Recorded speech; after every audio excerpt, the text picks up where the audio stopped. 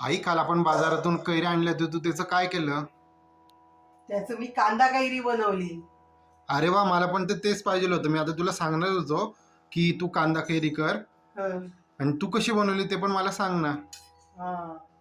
बघ, शेवटी आई मुलाच्या मनातलं हे ओळखतच असते. मम्मी ही तुला छान सगळी रेसिपी सांगते, काय काय करायचं ते.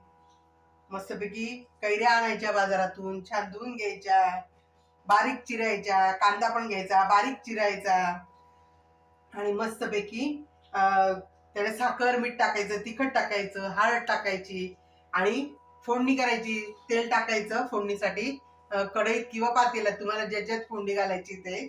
आणि मस्तपैकी जिरं मोहरी घालायची, हिंग घालायचा आणि त्याच्यावरती मस्त हळदीवरती ते गरम तेल टाकायचं, म्हणजे ती हळद पण तळली जाते आणि तिखट पण छान तळलं जातं आणि ते मस्तपैकी असं कालवून घ्यायचं.